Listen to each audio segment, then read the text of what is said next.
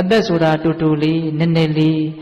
သေချာပေါက်တမလွန်ခရီးကိုသွားရမယ်ဒါလေးပိုင်းနေတဲ့အချိန်ကလေးမှာနှစ်ချက်တိုက်တွန်းတယ်ကောင်းမှုကိုပြုပါမြတ်သောအကျင့်ကိုကျင့်ပါတဲ့ပိဋကပြောကြည့်စမ်းပါဗျာကောင်းမှုကိုပြုပါမြတ်သောအကျင့်ကိုကျင့်ပါဘာကြောင့်ကောင်းမှုကိုပြုပါလို့တလုံးနဲ့မပြောရသလဲဘာကြောင့်မြတ်သောအကျင့်ကိုကျင့်ပါလို့ဒီတစ်ခုတည်းမပြောရသလဲဒါမစဉ်းစားသင့်ဘူးလားစဉ်းစားသင့်တယ်ကောင်းမှုကြတော့တန်တရားတွေနဲ့ချီးပြီးတော့နေရအောင်ပါလေဒါနတွေသီလတွေဘာဝနာတွေပြုမြတ်သောအကျင့်လည်းကျင့်ဝိပဿနာတရားတွေကျင့်နော်နှစ်မျိုးပြောတာနော်ပြည့်စုံအောင်ပြောတာနော်ကတ္တဗံကုသလံကောင်းမှုကိုကတ္တဗံပြုတိုက်ကုန်၏ဗြဟ္မစရိယမြတ်တဲ့အကျင့်ကိုစရိတ္တဗာနေကျင့်သုံးတိုက်ကုန်၏နတ္ထိဇာတတ္တအမရဏံ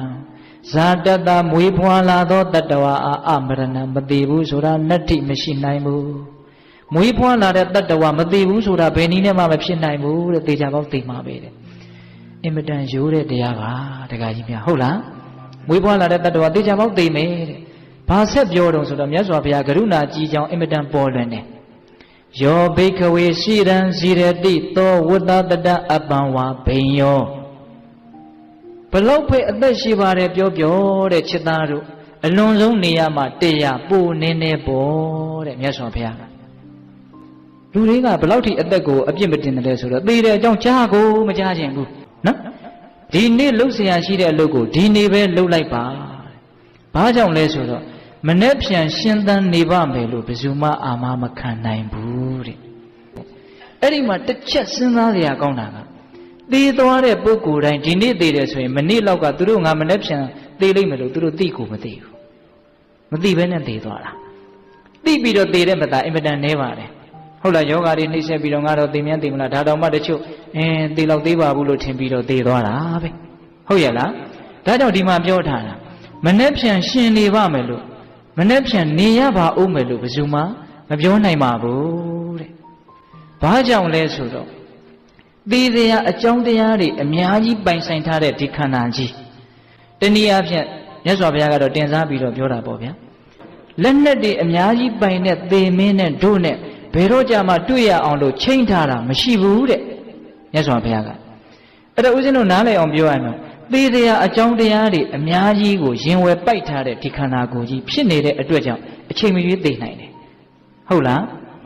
ကံစိတ်ဥဒုအာဟာရအကြောင်းတရား၄ပါးဘယ်အကြောင်းပဲချွတ်တဲ့သိနိုင်တာပဲဟုတ်ရဲ့လားသေချာတာကတော့ကံကတဖြည်းဖြည်းနဲ့တောက်ရည်ဦးတွေကရေအမြဲတမ်းတောက်နေတဲ့တောက်ရည်ဦးတွေကရေလို့တစ်ခွက်တောက်လိုက်ရင်တော့တစ်ခွက်စာနဲသွားတာပဲတရက်နေပြီးရင်တော့တရက်စာနဲသွားတာတော့အမှန်ပဲဒါဘယ်လိုမှမငြင်းနိုင်ဘူးမနေ့ပြန်သေးတယ်မသေးဘူးဆိုတဲ့ကိစ္စအသာထားတရက်နေပြီးရင်တော့တရက်နေတရားကံနဲသွားပြီဆိုတာတော့သိကြတယ်အဲ့ဒါလိုနဲ့ခင်ဗျားတို့ကျွတ်တို့ဟာတဖြည်းဖြည်းနဲ့ရှေ့တိုးစရာမရှိတော့ဘဲနဲ့ဂျောင်ပိတ်မိမှာပဲဗျ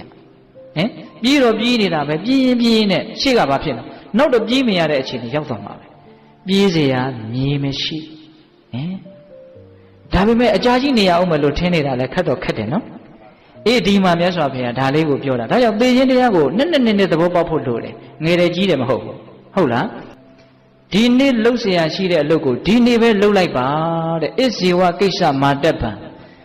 ကိလေသာတွေကိုငြိမ်းချမ်းသွားစေတဲ့အလုပ်ဒီသာလည်းအကောင်းဆုံးအလုပ်ဖြစ်တယ်ဟုတ်လားဒီမှာမြတ်စွာဘုရားကကိလေသာငြိမ်းစေတဲ့အလုပ်ဒီသာနဲ့လူသားတွေနဲ့အထိုက်တန်ဆုံး